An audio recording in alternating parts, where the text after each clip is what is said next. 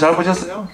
네. 저는 원래 저도 고구려사 그다음에 뭐 그 고대사에 대해서 관심이 워낙 많고 제가 최근에 뭐 이상한 사람을 좀 몰리기도 그랬어요. 네. 근데 역시 한 국가 한 공동체라고 하는 건 역시 역사가 중요하고 뿌리가 정말로 중요한데 지금 그 우리가 뿌리에 대해서 조금 관심이 많이 부족하지 않았냐 그런 생각하고 있습니다.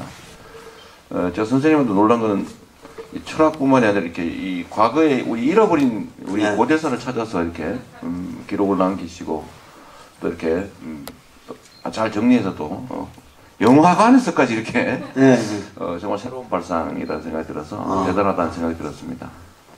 우리가 사실 중국이 동북공정이라는 이름으로 사실 우리 고대사를 완전히 중국의 역사의 일부로 지금 편집하는 작업을 하고 있는데 우리는 뭐 거기에 대해서 실제로 거의 대비가 없는 그런 상황인 것 같고 우리가 또 앞으로 우리 그 크고 깊은 뿌리 제대로 우리가 못 챙기고 거의 뭐 점점 일실해간 과정 같아서 참 안타깝습니다. 이 나이 살던 고향 앞으로 계속 하시지 않을까 싶은데 새로 또 만드실 거죠. 그러시 여기서 끝납니까? 계속해 주셨으면 좋겠고요. 그래서 우리 기록으로 이것도 남기면 언젠가 이것도 역사의 한 부분이 될 테니까 계속해 주시면 좋겠다는 생각이 듭니다. 너무 감동 깊게 봤습니다. 아유, 감사합니다.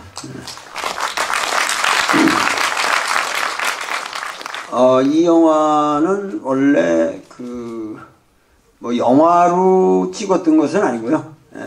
제가 그 연변대학에서 1년 동안 교수 생활을 하면서 중국 학생들에게 직접 역사를 가르쳤고 중국 철학, 중국 역사를 가르치면서 그 주변에 엄청 그 많은 고구려 성이 있다는 것을 발견했고, 그러니까 제일 마지막에 간 성자산성이라고 하는 거 있잖아요. 그거는 바로 우리 연변대학교 지금 그 연길 바로 연변대학교에서 몇 킬로 안 떨어진 데 있는 거예요. 그러니까는 바로 아무데나 보면은 고구려성이 있다는 거죠. 그래서 그런 데를 이제 1년 동안 이 영화는 상당히 그 사계절이 다 담겨 있는데 그 오랜 시간 동안 댕겼는데 거기에 제 제자들이 따라 붙어서 기록을 해 놓은 거죠. 그리고 기록을 해 놓은 것을 이제 유정원 감독이 아주 집념을 가지고 이거를 영화로 만들었고 또 영화사 달에서 이것은 가치 있는 것이다. 그래서 이렇게 독립영화관에서 상영을 할 수 있도록 여러 가지 알선을 해주시고 편집에도 더 도움을 주셔가지고 비교적 완성된 형태로 여러분들에게 이렇게 나타난 겁니다. 그래서 저로서는 뭐 더 없는 보람이고 그렇고 이렇게 어린 학생들도 와서 앉아 있는데 저런 학생들한테 그야말로 이 장대한 포부를 가질 수 있는 느끼게 만드는 그런 영화가 되었으면 좋겠고 특히 광화문 그 집회를 이번에 나가면서 느끼는 감동 여러분들이 그 광화문 집회에서 뭘 느끼셨는지 모르지만은 이 영화하고 공통점이 있지 않았습니까?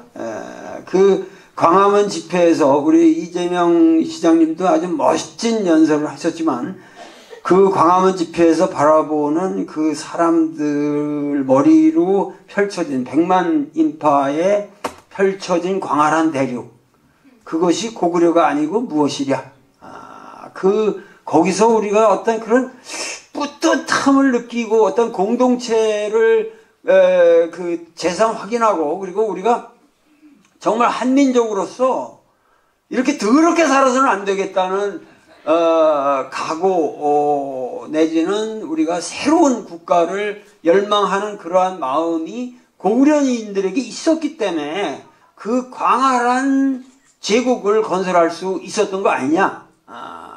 그런 의미에서 이 영화는 사실은 원래 이게 작년 한 1년 전에 개봉됐어야 되는 건데 이 영화관에서 받아주질 않아가지고 계속 밀렸어요. 계속 밀려가지고 고생하다가 영화사 달에서 이렇게 이거를 만들어주면서 이렇게 올리게 되었고, 그래서 시점이 제일 나쁜 시기에, 지금 영화관에 사람들이 안 오는 시기에 걸렸지만은 내 영화 입장에서 볼 때는 가장 적합한 시기에 상영이 됐다. 왜냐하면은 몇 명이 보더라도 그야말로 제가 이 영화를 볼 때마다 느끼는 거지만은 같이 보면서 이 영화는 하여튼 어떻게 됐든 가치가 있다.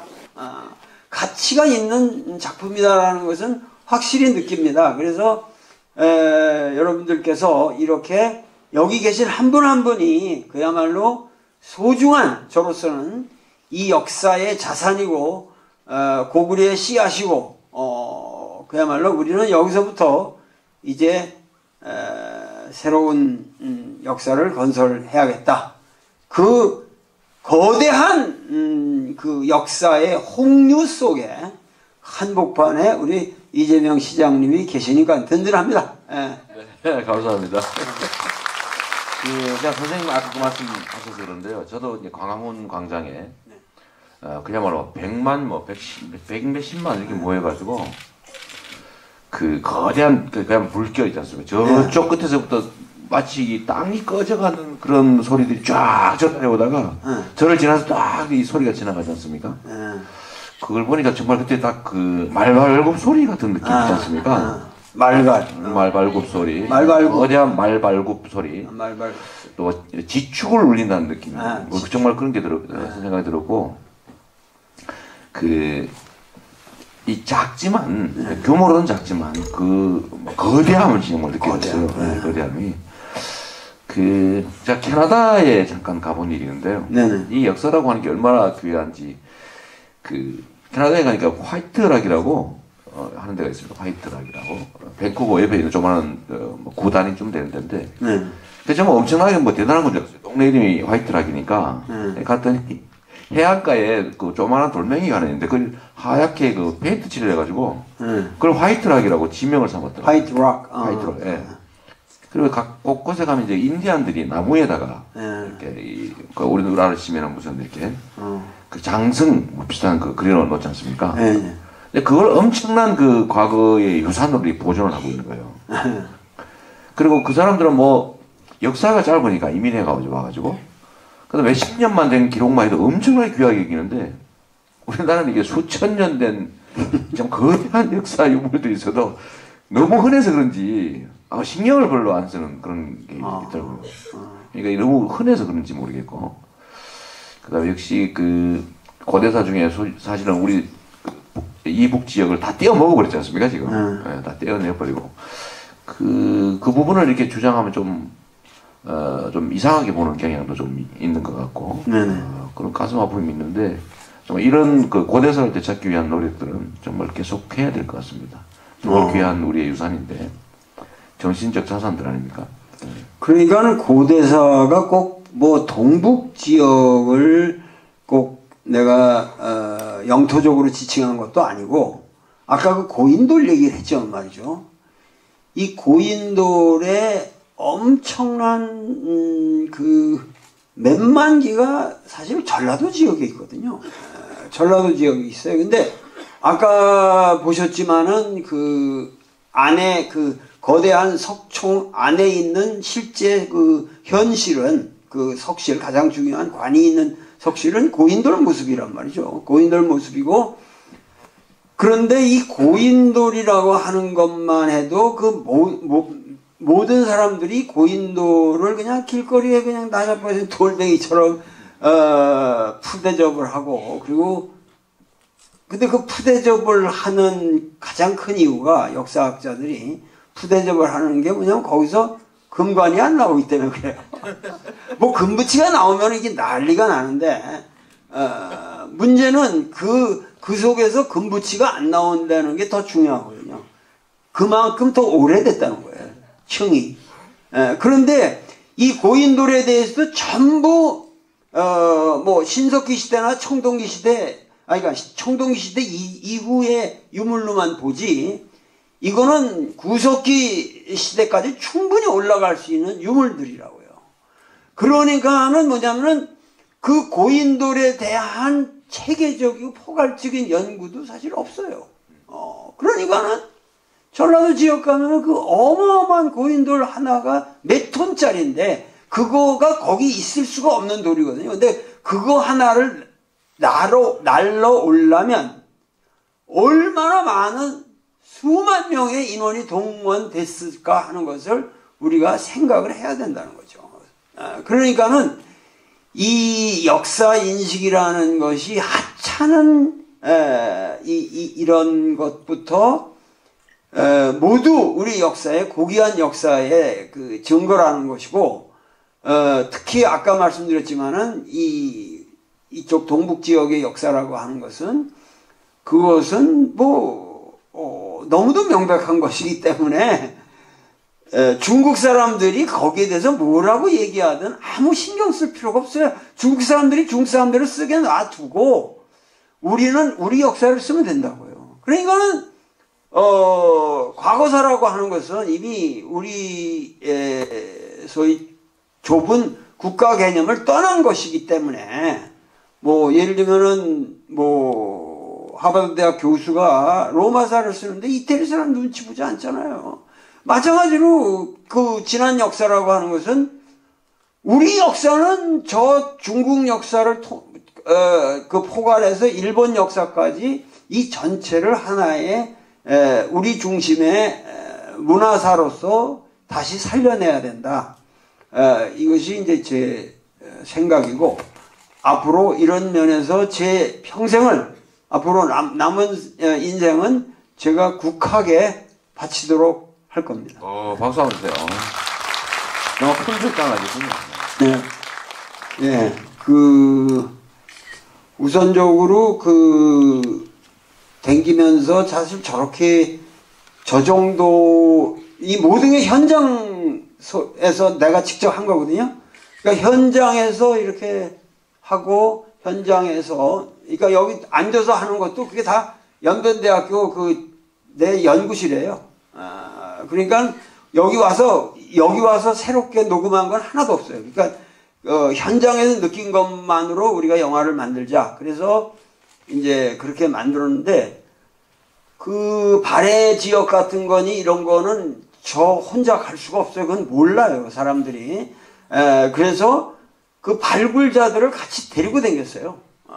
그 연변대학에 그런 우수한 교수진들이 있기 때문에 그런 사람들하고 같이 다녔고, 그래서 이제 사전에 그 연변대학교 총장이 뭐 연락도 해주기도 하고, 뭐 여러 가지 그 도움을 받았지만,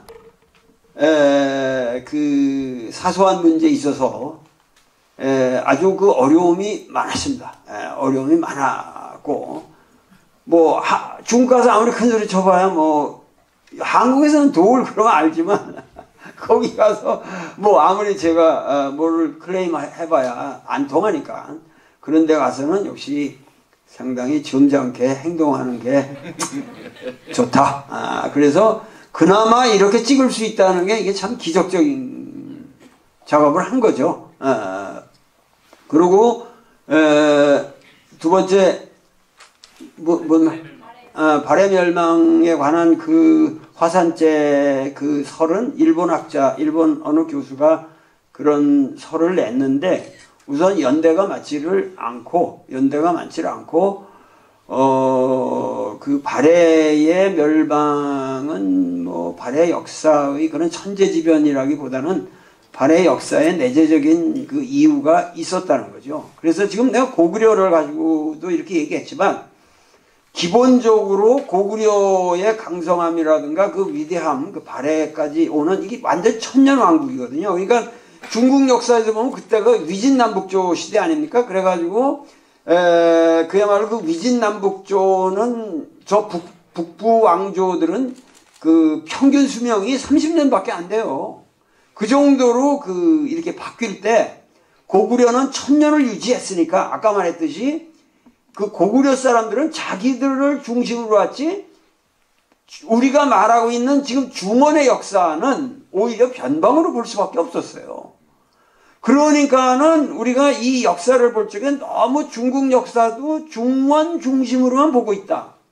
우리 역사도 너무 이 신라사 중심으로 신라인들이 썼기 때문에 신라 중심으로 보고 있다는 것이고, 그런 의미에서 이 발해의 멸망이나 고구려의 멸망의 가장 큰 원인 중에 하나도 역시 외부적인 팽창이 너무 심해지면서 내부의 공동화가 진행된 것은 확실한 것으로 보인다는 게 제 생각이고, 그것이 분묘 형태라든가 여러 면에서 상당히 그 소박하지만 신라는 내실이 있는 또 그런 측면이 있습니다.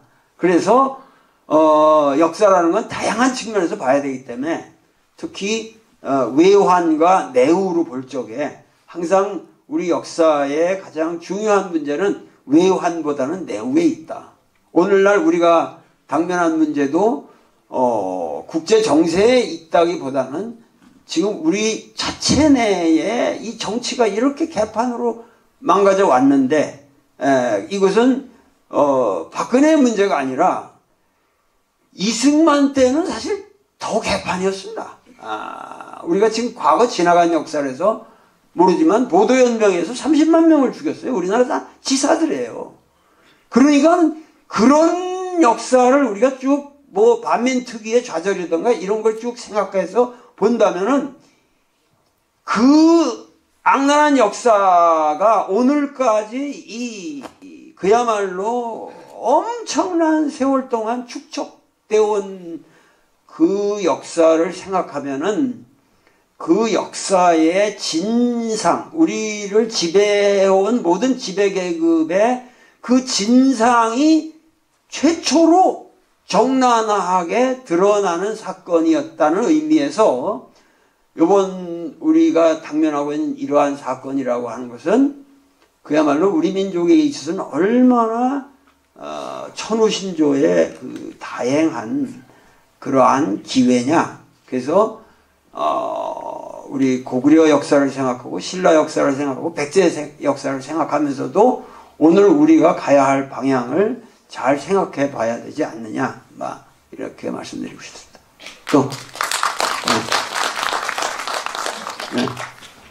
우선 광개토대왕 비문은요, 그건 오늘날 우리가 봐도 굉장히 정확한 문법과 글자 형태가 우리가 여러분들이 그냥 상식적으로 알 수 있을 정도로 현대적입니다. 아주 해서 정자로 쓰여져 있고, 중국에서도 유래를 보기 힘든 위대한 돌비석인데 그것이 한글로 쓰여졌다면 정말 좋았을 텐데 그 광개토대왕 비에 관한 것은 그 엄청난 앞으로 그 연구가 필요한 문제이기 때문에 그리고 광개토대왕 비문 자체에 대한 해석이 일부 몇 구절만 가지고 얘기하고 있지 광개토대왕 전체를 가지고 얘기를 안 하고 있습니다. 근데 전체를 봐야 됩니다. 이 비문의 전체 내용이 한 역사서만큼 많습니다. 지금 거기에 담겨진 내용이. 그래서 그거에 대해서는 제가 앞으로 위대한 연구서를 꼭 내놓겠습니다. 걱정 마십시오. 그러고 뭐 대조영에 관한 거라든가 이런 모든 문제는 제가 앞으로 소상하게 쓰겠고, 단지 그 대조영에 관해서는 이제 신당서 부당서에 상당히 자세한 자료가 있습니다. 그리고 그걸 기준으로 해서 상당히 현실적으로 그 중국의 학자가 가서 1년 반인가 머물면서 쓴 거기 때문에 굉장히 믿을 만한 기록이 있고, 특히 이 소위 우리가 말하는 통일신라 시대라고 하는 건 남북국 시대로 바뀌어져야 되는데 통일신라는 아니거든요. 근데 그 자우지간 나당연합군에 의해서 백제가 멸망하면서 백제 세력들은 이 야마토 정권의 주축이 됐고, 이 고구려는 지금 발해가 됐지 않습니까? 그래서 야마토 정권과 발해 사이에는 굉장히 그 유대감이 있었어요. 그 나당 연합궁에 패해서 밀려간 사람들끼리. 그래서 저쪽 지금 아까 그 살기성인이 두만강 그쪽 지역에 엄청난 성들이 있거든요. 발해성들이. 그거는 뭐냐면은 글로 통해서 이 동해바다가 엄청난 그 무역선이 왔다 갔다 했어요. 그래서 우리가 상상하는 것보다 지금 발해에 대한 역사 자료가 일본 측에 많이 보존되어 있습니다. 그래서 발해 역사 연구도 지금부터 시작이다. 이렇게만 말씀드리겠습니다. 근데 왜 교과서에 안 써나가고 한번 물어봤어요? 그러니까 여태까지 그런 시각들이 없었으니까 발해사를 예를 들면 유득공 선생이라든가 우리 실학자 그 유득공 선생이 발해고를 쓰면서 왜 그 고려 시대 때 고려사를 보면은 발해 유민들이 계속 들어옵니다. 근데 이분들이 막 한 번에 2만 명, 막 3만 명 막 이렇게 들어오는데 어떤 때 20만 명 이렇게 들어오는데 그들을 가지고 왜 그 발해 실록청 하나를 못 만들고 그 역사를 안 써놨냐 하는 개탄하시는 그 아주 부분이 있는데 저도 공감하고 왜 그렇게 좀 우리가 역사 기록에 일본 사람들에 비해서 중국 사람들에 비해서 우리가 너무 소홀하지 않냐 그런 의미에서 정말 광개토대왕비는 대단한 거죠. 고구려 사람들의 그리고 광개토대왕비뿐만 아니라 그 유사한 비문이 여러분들이 모르시는 게 꽤 있습니다. 그래서 앞으로 고구려 역사는 연구할 것이 많다는 것만 말씀드리겠습니다. 교수님 제가 이 발해 막 300년 뭐 600년 합쳐서 막 1000년 이런 얘기 들으니까 대한민국 이 정부 수립을 해방 후부터 쳐도 70년밖에 안 되는데 아직까지도 저는 이게 완성된 나라가 아니고 만드는 중의 나라다 이렇게 생각하거든요. 역사에 눈으로 아주 짧은 시간 아닙니까? 왕으로 치면 한 3, 4대 정도?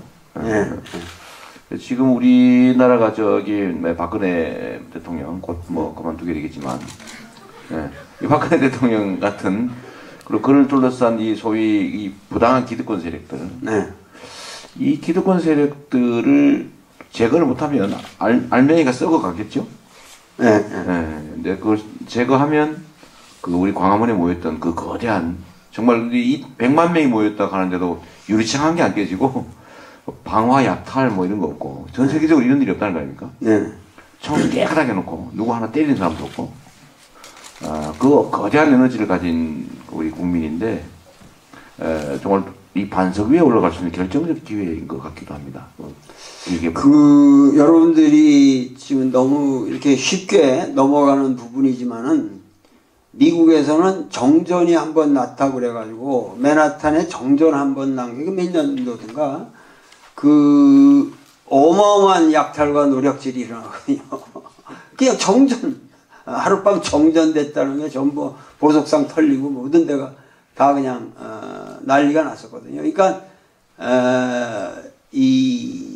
우리나라 좀 광화문 집회라든가 이런 것이 이렇게 수차례 진행이 됐어도 단 한 명도 연행되어 가는 사람이 없이 그렇게 질서 정연할 수 있다는 것이 얼마나 우리 국민이 성숙한 국민인가 하는 것을 보여주는 사례고요. 그리고 지금 우리가 말하는 지금 민주주의라는 것은 사실은 대의 민주주의예요. 간접 민주주의죠. 간접 민주주의인데 이것은 이제 근세에 와서 소위 몽테스키우가 상권 분립을 말하고 그러면서 이제 미국 헌법이 만들어지면서 최초로 이 민주적인 이제 성문법이 만들어진 건데 미국 헌법이 그래서 그것이 전부가 지금 대의 민주주의예요. 근데 이 원래 히랍의 민주주의는 direct democracy 이게 직접 민주주의입니다. 히랍이라고 하는 아테네라는 게 그야말로 그 민주 체제에 참여할 수 있는 사람이 한 2만 명밖에 안 됐어요. 아테네라고 그래봐야 히랍에. 30세 이상의 그 투표권을 가진 남자. 그런데 그들의 의회가 에클레지아라고 하는 건데 그런 게 6,000명이 정족수예요. 6,000명이 모여가지고 다이렉트한 투표를 하거든요. 근데 오늘날 우리가 지금 벌어진 것은 세계 인류 사상 최초의 직접민주주의 현장입니다. 예, 예.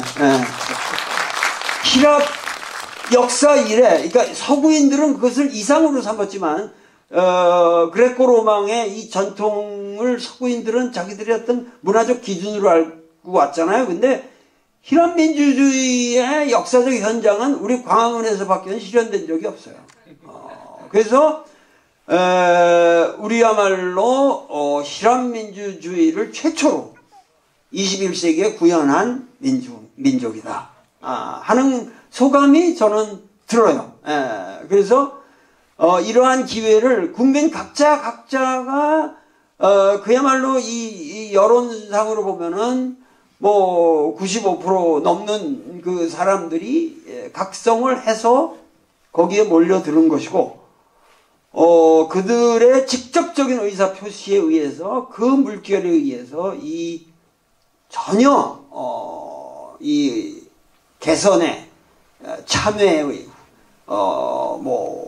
그 회개의 그 의사가 없는 세력들이 이렇게 밀려나고 있다고 할 적에 이제 앞으로 우리가 이것을 제거한다는 말이야 불가능하겠죠. 우리가 한국 사람들이니까. 그런데 히랍에서는 오스트라시즘에서 내쫓아 버렸어요. 그런데 우리는 그럴 수는 없으니까 같이 살아야 되는데 이제 그야말로 새로운 질서를 만들어서 그러한 적법적 테두리 안에서 그들이 그런 짓을 안 하는 우리 같은 국민이 되도록 새로운 질서를 만들어야 되는데 그 새로운 질서를 만든다는 문제는 너무도 어려운 문제입니다. 그리고 아마 우리 이재명 시장님께서 차기 대통령이 되신다 해도 걱정이 되는 것은 지금 이들이 지금 끌어나가고 있는 모든 이 혼란 정국과 이런 것이 모든 게 민생을 망가뜨리고 이래서 다음에 차기할 사람이 욕을 잔뜩 먹을 수밖에 없는 그러한 세상을 만들어 놓고 물러나지 않을까. 난 이런 것도 굉장한 걱정입니다. 저는 좀 다르게 생각해요. 저는 지금 우리 그러니까 국민들은 과거처럼 이게 분리된 개별 알갱이가 아닌 거죠. 저는 어떤 상상이 되냐면 이 개개인의 이 국가 구성원들이 이 신경망들이 워낙 발달해가지고 서로 막 연결되어 있는 거예요, 이렇게. 그래서 과거처럼 고립되어 있는 게 아니라 지금 실시간으로 사실상 연결되어 있고 이 자리에 있는 사람과 지금도 이렇게 카톡하는 것도 있을 텐데 저기 알라스카에 있는 우리 사람들하고 지금도 직접 연결되지 않습니까? 그래서 이게 대중이 하나의 그 집단 지성을 가진 하나의 일종의 그 유기체가 돼가는 것 같아요. 유기체가 돼가서 이게 하나의 집단 지성으로 지금까지 지배당했던 정치를 지배하는 쪽으로 전환되고 있는 것 같습니다. 그러니까 지금 무섭지 않습니까? 전하고 달라서 분리해서 지배하는 게 좀 어려워지는 상황인 것 같아요. 소수의 기득권자들이 다수의 국민들을 과거에는 다 분리해가지고 갈등시키고 싸움시키고 그러면서 지배했는데 그 지배하는 방법은 대개는 이제 정보의 왜곡이고 그 다음에 뭐 대우의 왜곡이기도 하고 매수도 있겠고 근데 이게 이제는 잘 통하지 않는 투명한 사회로 점점 가는 것 같아요. 그래서 박근혜 대통령이 정말 뭐 한 게 여러 가지 있는데 그 중에 잘한 게 국민 대통합을 이뤘다. 근데 이게 사실 반면으로 보면 새로운 가능성이거든요. 우리 광화문에 모인 대중도 대중이지만 국민들이 마음을 하나로 딱 모아서 이게 무서우니까 그 탱크 몰고 이렇게 뺐던 권력 아닙니까? 사람을 수백 명씩 죽여가면서 그 빼앗던 그 권력을 지금 스스로 아니면 어쨌든 아주 평화적인 방법으로 지금 도로 내놓게 생겼는데 그 힘의 원천은 저는 국회나 헌법재판소가 아니라 국민이다라는 거죠.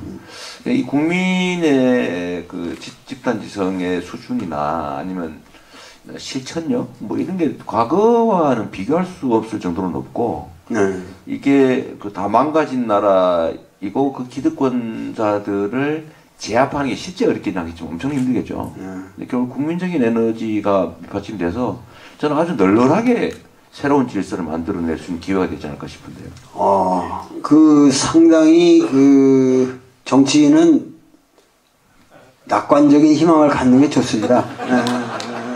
그게 훌륭한 정치인의 용기고, 투지고, 우리가 항상 살면서 그 비관을 미래에다가 던져놓고 있으면 어떻게 하루를 살겠어요. 역시 우리가 훌륭하십니다. 아주 낙관론을 가지고 계시는데,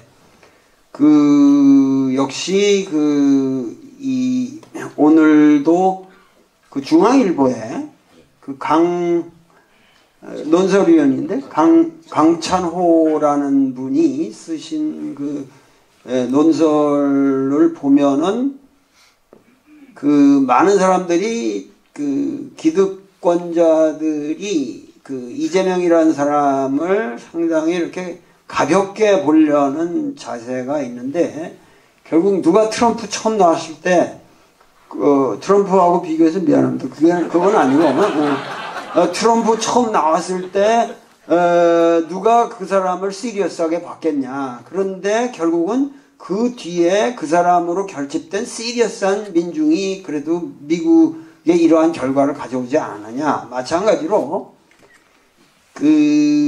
지금 이재명으로 결집되는 우리나라의 세력이라고 하는 것은 무슨 진보 보수 이런 것이 아니라 뭔가 새로운 질서를 갈망하는 국민은 누구나 지금 이재명 스타일의 새로운 스타일의 정치를 원하고 있다. 그래서 그 결집 세력이라고 하는 것은 어느 당파나 보수 진보라든가 무슨 젊은이라든가 늙은이를 떠나는 그거는 새로운 세력이고 저는 무엇보다도 사실은 지난 선거 때도 사실은 뭔가 안철수 같은 분이 나오셔가지고 상당히 뭔가 선거판을 흐렸는데 요번에는 우리 이재명이라는 새로운 캐릭터의 등장은 이 성남시를 저도 오늘 처음 와서 성남시를 부끄럽지만 처음 와봤어요. 이렇게 대단한 데인지 몰랐네. 난 이게 별로 공부하느라고 시간이 없어가지고 이렇게 많이 이렇게 댕기질 않거든 시내 같은 데를. 근데 여기 와서 보니까 야 성남시장이라는 게 엄청난 거구나. 내가 오늘 아주 감탄을 하면서 왔는데 결국은 이러한 행정력과 이런 것이 입증되어서 오늘의 이러한 이재명이라는 사람이 그래도 이 사회에 등장을 해서 새로운 바람을 일으키고 있다는 것은 우리 역사를 새롭게 진작시킬 수 있는 그리고 이 선거판을 어떠한 의미에서든지 이 재미가 있어야 국민들은 관심을 갖거든요. 네, 맞습니다. 재미없으면 선거도 안 돼요. 왜냐하면 우리 국민들한테는 선거처럼 재미난 드라마가 없거든요. 연속방송국 1000편을 보세요. 이 선거 드라마 하나에 당연해요. 그러니까는 이 드라마가 재밌어야 된다고요. 근데 이 드라마를 재미있게 만들 수 있는 최고의 스타가 나타났어요. 네, 감사합니다. 네. 선생님, 역시 이런 것도 역사를 만들어가는 거라고 저는 생각하는데 말이에요. 근데 이 역사라고 하는 건 지금 말씀하신 것처럼 평리하면은 역사가 아닙니다. 반전의 재미지 않습니까? 반전. 저는 예를 들면 위기 속에서 기회를 만드는 게 진짜 능력이라고 생각합니다. 그렇죠. 주어진 기회들을 잘 살리는 거는 누구나 할 수 있는 건데 이 반전과 위기를 기회로 만드는 이게 진짜 에너지라고 생각합니다. 네. 제가 자랑질을 하나 하면요. 네. 종북물이 있지 않습니까? 종북물. 우리 사회는 종북하면 다 무서워합니다. 특히 정치하는 사람들은 종북 얘기만 나오면 다 도망가 버려요. 제가 남들이 안 하는 걸 해야 재밌지 않습니까? 네, 네. 네. 이 종북 이걸 정면으로 돌파해서 깨야 되겠다 이렇게 마음을 먹고 계속 정면 돌파해 왔는데 네. 지금은 저한테 종북 머리를 아예 안 합니다.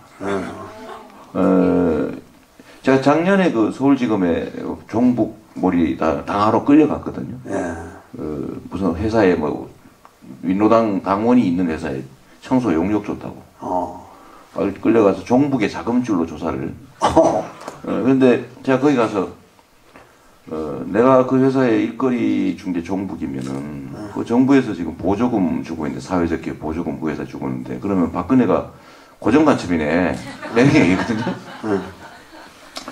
그러고 나서 제가 이 종북 얘기만 하면 막 정면으로 들이받아가지고 저번에 연천 뭐 포격 소리를 들었니 마니 뭐 목함지대가 어쩌니 뭐 그럴 때 제가 뭐 한 것도 아닌데 포격 못 들었다라고 하는 그 기사를 제가 디트윗을 한번 했는데 저를 이 빨갱이로 또 보는 거예요. 북한 편이구나 이거. 근데 그 조선일보가 쓴 기사였거든요. 그래서 제가 그때도 심하게 달려들어가지고 결국은 이제 중앙일보 사설을 또 바꾸고 그랬는데 그 최근에 제가 신문에서 안 써주는 거예요. 최근에 이게 확 올뜨기 전에는 저는 주로 막 공격을 받아야 되는데 그래가지고 나도 써주려고 그랬는데 못 쓰게.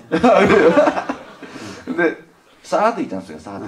이 사드가 실제로 우리한테 도움도 안 되고 중국하고 관계만 나빠지고 북한 핵개발 저지에도 도움도 안 되는 북한하고 일본만 도움되는 거여서 정치인들 얘기 잘 안 하는데 제가 사드가 아니다 이거 했더니 아무도 안 써줘요.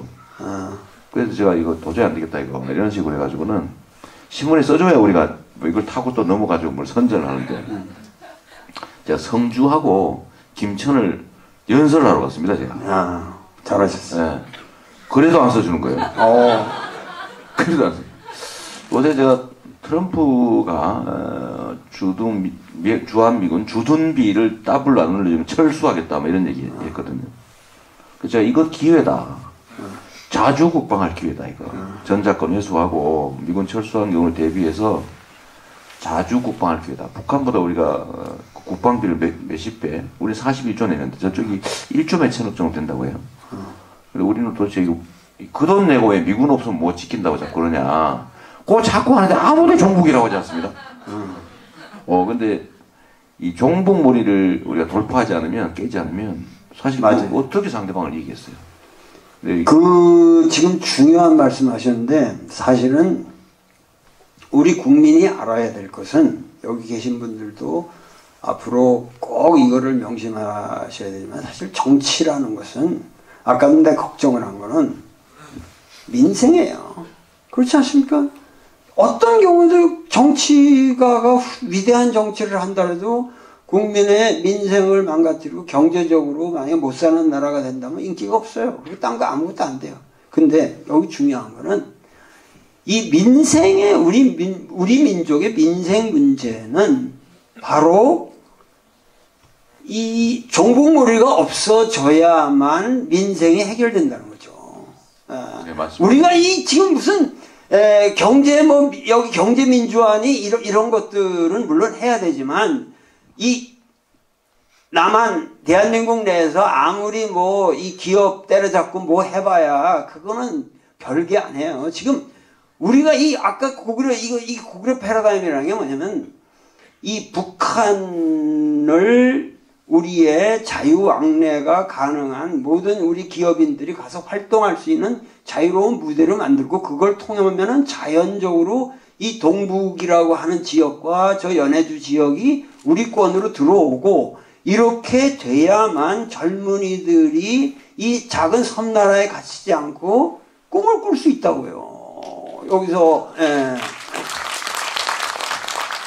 그러니까 이런 거를 해결하려면 우선 남북 화해가 이루어져야 되고 이 남북 화해라는 것이 예를 들면 이 박근혜 정권의 가장 내가 몰상식하게 생각했던 거는 뭐 하루아침에 그냥 그 개성공단을 그냥 닫아버리는 그런 몰지각한 행동이 도대체 어딨냔 말이에요. 그거는 최후의 결정해도 될 거를 자기가 최초의 카드를 그냥 하루아침에 그것도 알고 보니까 최순실의 명령이었던 모양인데 결국은 이러한 방식으로 우리가 뭐냐면 여러분들이 가슴 깊게 가슴 아프게 생각하셔야 할 것은 아까 이승만 정권 이래 오늘날까지 우리는 반공 종교가 지배하는 기독교가 아니라 반공 종교가 지배하는 중세기에서 살아왔다는 거죠. 근대적 시민으로 살지를 못했다는 거예요.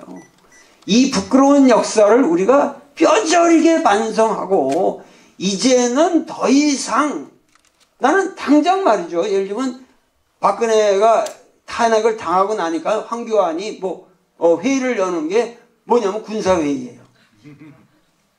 아니 군사회의는 지가 알아서 할 문제지 왜 국민 앞에서 쇼를 하는 그게 왜 제일 먼저 쇼가 돼야 됩니까?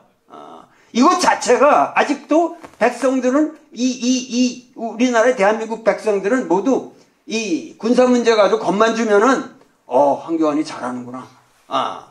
이런 식으로 여러분들이 속는다는 거예요.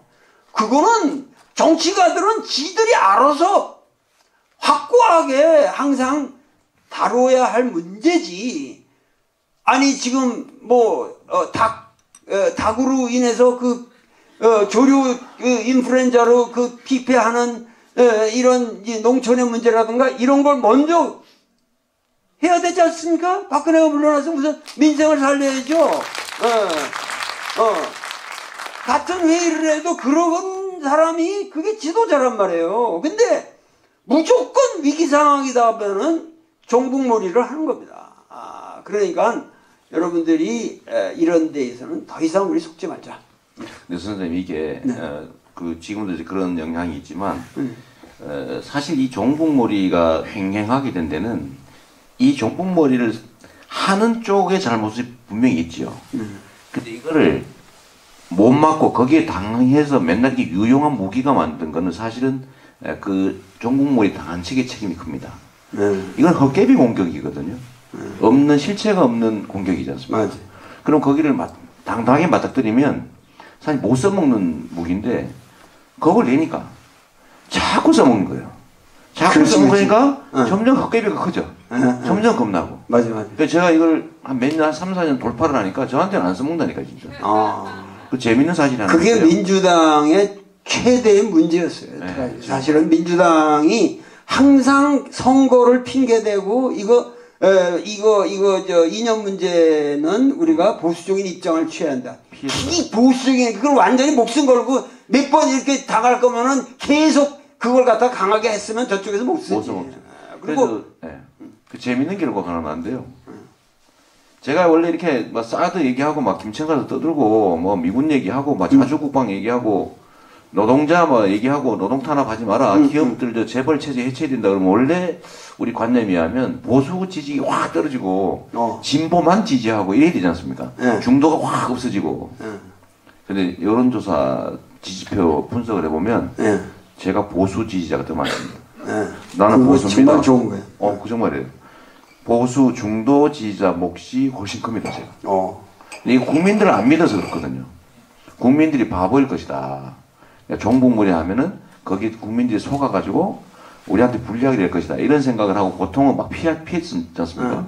저는 손해볼 각오하고 그냥 정면 돌파를 하는데 아주 재밌는 사실은 강찬호 논설위원이 쓴 것 비슷한 느낌인데 보수 지지자들이 나는 보수요, 나는 중도요 하는 사람들이 훨씬 더 상대적으로 저를 많이 지지한다는 거죠. 그게 사실 국민들을 믿어야 됩니다. 국민들을 집단지성을 가진 하나의 유기체, 아까 말씀드린 것처럼 웬만한 정치 집단보다는 훨씬 수준이 높다 이렇게 생각하면 그런 생각을 믿을 수 있거든요. 근데 여전히 대상으로 보는 거죠. 동원 대상으로, 지도할 대상으로, 끌어가야 될 좀 이렇게 대상으로 보니까 결국은 자기가 더 낫고 대중보다. 나도 이렇게 당하는데 국민은 무서워하겠지. 그러고 피하는 거죠. 그러니까 이 국민들 믿지 못해서 생긴 문제 같습니다. 그러니까 저도 말이죠. 저 같은 우리나라 특성이 뭐냐면은 사상가잖아요. 그러면은 사실 남녀노소 할 거 없이 저에게 절을 하고 이렇게 가까이 와서 어디 기차를 타고 가는 어디에든 저한테 아주 이 예의를 다 합니다. 그런데 그래서 봐서 얘기를 이렇게 하다 보면 진짜 꼴보수 같은 얘기를 하는 사람들이 많거든요. 그건 무슨 얘기냐면 우리나라의 보수라는 사람들도 우리나라는 상식이 있다는 거지. 네. 상식이 있고 뭐가 정의로운지 안다는 거예요. 근데 아직까지 우리가 진짜 우리나라의 보수를 보수답게 대접도 못 해줬고 보수다운 정치인도 없었고 이것이 우리 사회를 분열시킨 또 하나의 중요한 팩터가 된다. 그래서 앞으로는 이번 기회로 뭔가 이 보수니 진보니 이런 아주 피상적인 논의를 지금 이제 털어버리자. 그렇고 재미난 건 뭐냐면은 요새 전라도 가서는 조금 조심해야 돼요. 그런데 경상도 가서는 나는 마음 놓고 얘기할 수 있어요. 무슨 얘기냐면 과거 전라도 경상도의 틀도 깨져버렸다는 거예요. 이제는 이것이 뭐냐면 박정희가 만들어놓은 패러다임이거든요. 박정희 패러다임이거든요.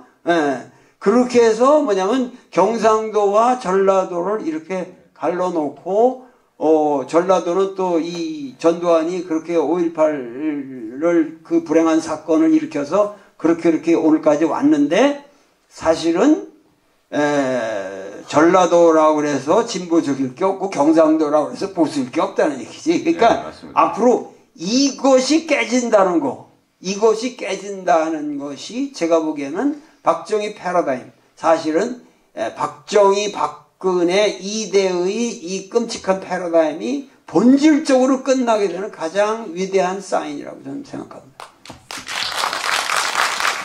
재밌게 하십니다. 네.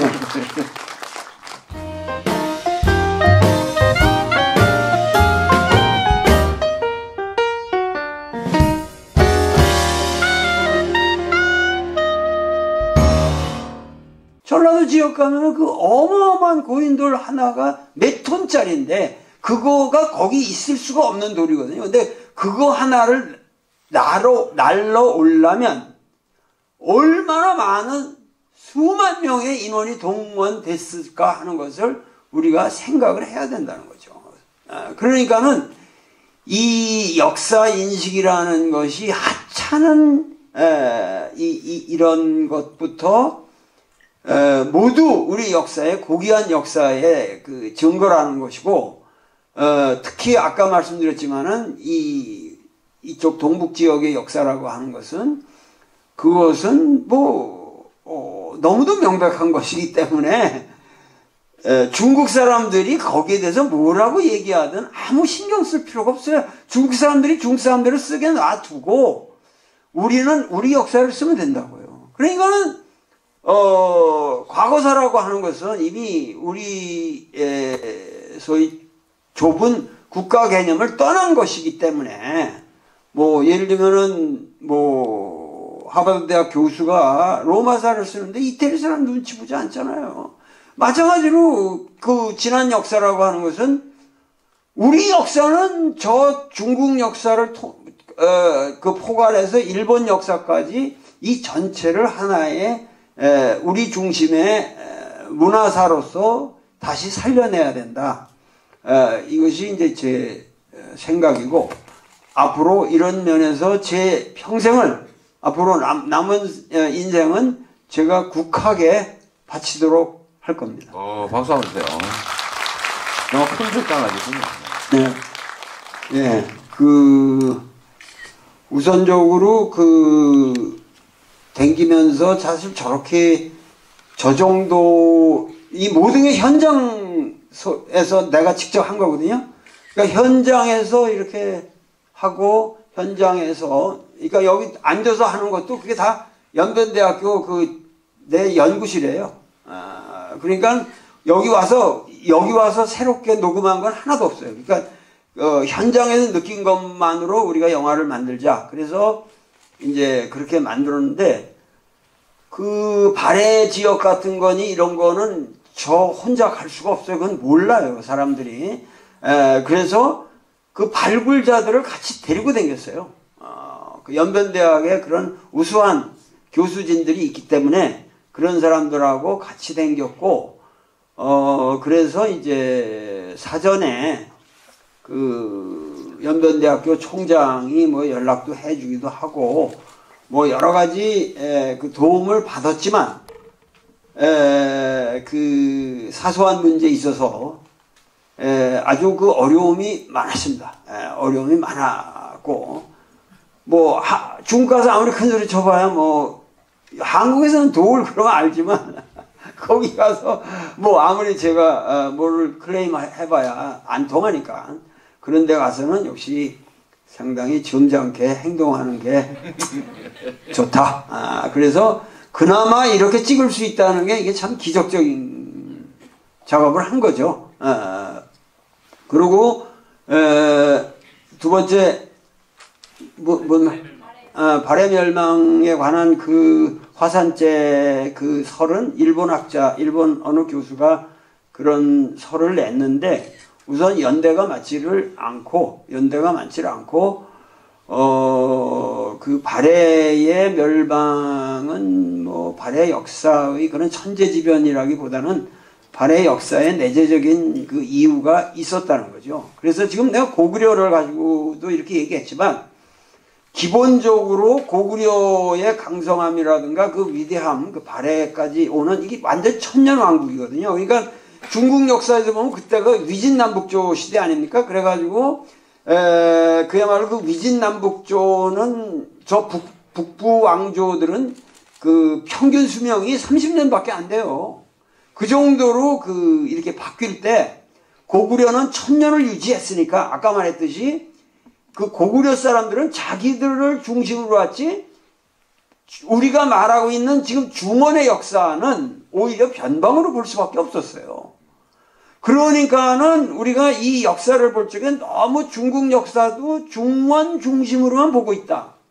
우리 역사도 너무 이 신라사 중심으로 신라인들이 썼기 때문에 신라 중심으로 보고 있다는 것이고 그런 의미에서 이 발해의 멸망이나 고구려의 멸망의 가장 큰 원인 중에 하나도 역시 외부적인 팽창이 너무 심해지면서 내부의 공동화가 진행된 것은 확실한 것으로 보인다는 게 제 생각이고 그것이 분묘 형태라든가 여러 면에서 상당히 그 소박하지만 신라는 내실이 있는 또 그런 측면이 있습니다. 그래서 역사라는 건 다양한 측면에서 봐야 되기 때문에 특히 외환과 내후로 볼 적에 항상 우리 역사의 가장 중요한 문제는 외환보다는 내후에 있다. 오늘날 우리가 당면한 문제도 국제 정세에 있다기보다는 지금 우리 자체 내에 이 정치가 이렇게 개판으로 망가져 왔는데 이것은 박근혜의 문제가 아니라 이승만 때는 사실 더 개판이었습니다. 우리가 지금 과거 지나간 역사에서 모르지만 보도연맹에서 30만 명을 죽였어요. 우리나라 다 지사들이에요. 그러니까 그런 역사를 우리가 쭉 뭐 반민특위의 좌절이던가 이런 걸 쭉 생각해서 본다면은 그 악랄한 역사가 오늘까지 그야말로 엄청난 세월 동안 축적되어 온 그 역사를 생각하면은 그 역사의 진상, 우리를 지배해온 모든 지배계급의 그 진상이 최초로 적나라하게 드러나는 사건이었다는 의미에서 이번 형태로 여러분들에게 이렇게 나타난 겁니다. 그래서 저로서는 뭐 더 없는 보람이고 그렇고 이렇게 어린 학생들도 와서 앉아 있는데 저런 학생들한테 그야말로 이 장대한 포부를 가질 수 있는 느끼게 만드는 그런 영화가 되었으면 좋겠고 특히 광화문 그 집회를 이번에 나가면서 느끼는 감동 여러분들이 그 광화문 집회에서 뭘 느끼셨는지 모르지만은 이 영화하고 공통점이 있지 않습니까? 그 광화문 집회에서 우리 이재명 시장님도 아주 멋진 연설을 하셨지만 그 광화문 집회에서 바라보는 그 사람들 머리로 펼쳐진 100만 인파에 펼쳐진 광활한 대륙, 그것이 고구려가 아니고 무엇이랴. 거기서 우리가 어떤 그런 뿌듯함을 느끼고 어떤 공동체를 재산 확인하고, 그리고 우리가 정말 한민족으로서 이렇게 더럽게 살아서는 안 되겠다는 각오 내지는 우리가 새로운 국가를 열망하는 그러한 마음이 고구려인들에게 있었기 때문에 그 광활한 제국을 건설할 수 있었던 거 아니냐.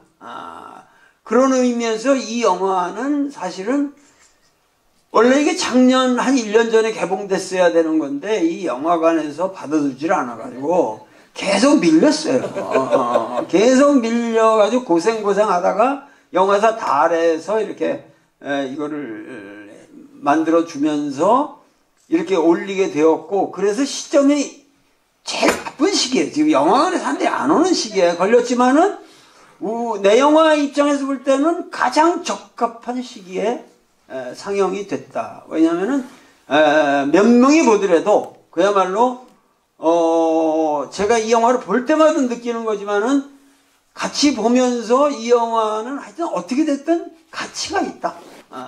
가치가 있는 작품이다라는 것은 확실히 느낍니다. 그래서 여러분들께서 이렇게 여기 계신 한 분 한 분이 그야말로 소중한, 저로서는 이 역사의 자산이고 고구려의 씨앗이고 그야말로 우리는 여기서부터 이제 새로운 역사를 건설해야겠다. 그 거대한 그 역사의 홍류 속에 한복판에 우리 이재명 시장님이 계시니까 든든합니다. 네, 감사합니다.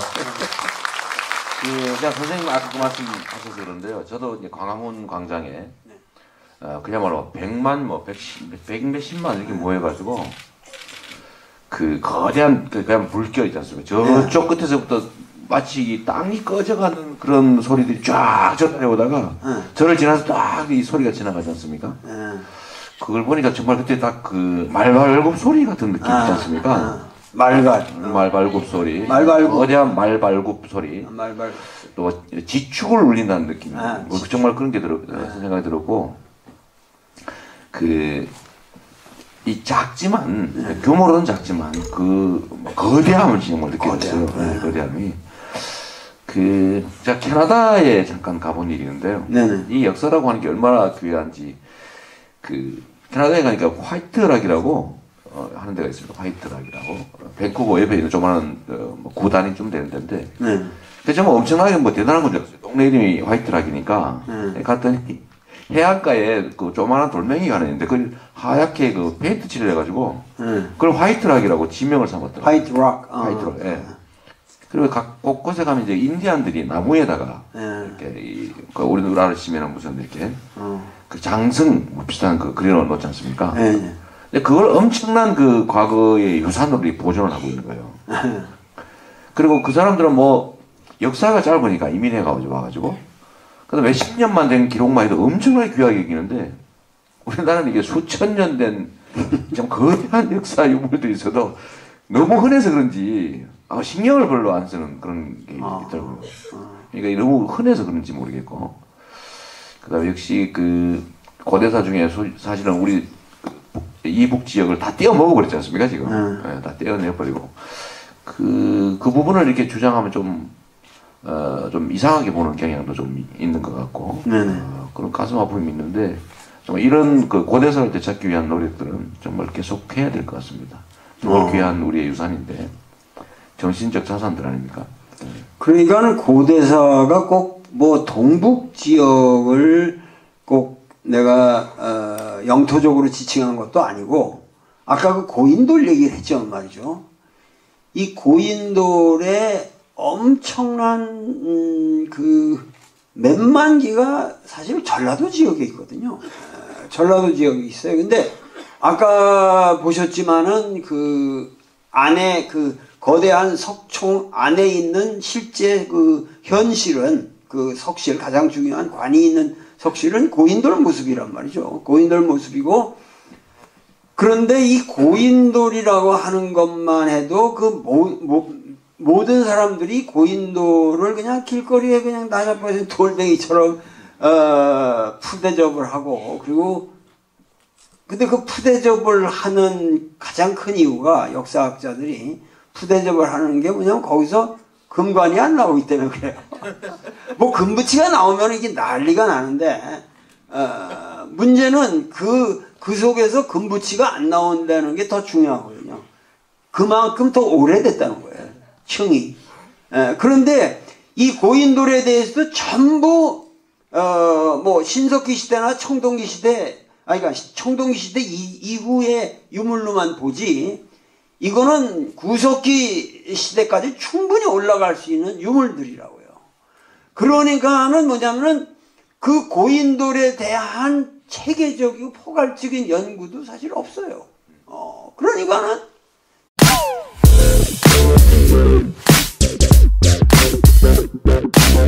네, 여러분 잘 보셨어요? 네, 저는 원래 저도 고구려사 그다음에 뭐 그 고대사에 대해서 관심이 워낙 많고 제가 최근에 뭐 이상한 사람을 좀 몰리기도 그랬어요. 네. 근데 역시 한 국가 한 공동체라고 하는 건 역시 역사가 중요하고 뿌리가 정말로 중요한데 지금 그 우리가 뿌리에 대해서 조금 관심이 많이 부족하지 않았냐 그런 생각하고 있습니다. 제가 선생님한테 놀란 거는 이 철학뿐만이 아니라 이렇게 이 과거에 우리 잃어버린 우리 고대사를 찾아서 이렇게 기록을 남기시고 또 이렇게 잘 정리해서 또 영화관에서까지 이렇게 정말 새로운 발상이라는 생각이 들어서 대단하다는 생각이 들었습니다. 우리가 사실 중국이 동북공정이라는 이름으로 사실 우리 고대사를 완전히 중국의 역사의 일부로 지금 편집하는 작업을 하고 있는데 우리는 뭐 거기에 대해서 실제로 거의 대비가 없는 그런 상황인 것 같고 우리가 또 앞으로 우리 그 크고 깊은 뿌리 제대로 우리가 못 챙기고 거의 뭐 점점 일실해간 과정 같아서 참 안타깝습니다. 이 나이 살던 고향 앞으로 계속 하시지 않을까 싶은데 새로 또 만드실 거죠. 그러시 여기서 끝납니까? 계속해 주셨으면 좋겠고요. 그래서 우리 기록으로 이것도 남기면 언젠가 이것도 역사의 한 부분이 될 테니까 계속해 주시면 좋겠다는 생각이 듭니다. 너무 감동 깊게 봤습니다. 아유, 감사합니다.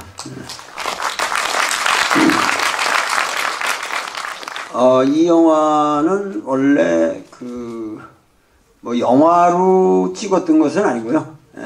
제가 그 연변대학에서 1년 동안 교수 생활을 하면서 중국 학생들에게 직접 역사를 가르쳤고 중국 철학, 중국 역사를 가르치면서 그 주변에 엄청 그 많은 고구려 성이 있다는 것을 발견했고, 그러니까 제일 마지막에 간 성자산성이라고 하는 거 있잖아요. 그거는 바로 우리 연변대학교 지금 그 연길 바로 연변대학교에서 몇 킬로 안 떨어진 데 있는 거예요. 그러니까는 바로 아무데나 보면은 고구려성이 있다는 거죠. 그래서 그런 데를 이제 1년 동안 이 영화는 상당히 그 사계절이 다 담겨 있는데 그 오랜 시간 동안 댕겼는데 거기에 제 제자들이 따라 붙어서 기록을 해 놓은 거죠. 그리고 기록을 해 놓은 것을 이제 유정원 감독이 아주 집념을 가지고 이거를 영화로 만들었고 또 영화사 달에서 이것은 가치 있는 것이다. 그래서 이렇게 독립영화관에서 상영을 할 수 있도록 여러 가지 알선을 해주시고 편집에도 더 도움을 주셔가지고 비교적 완성된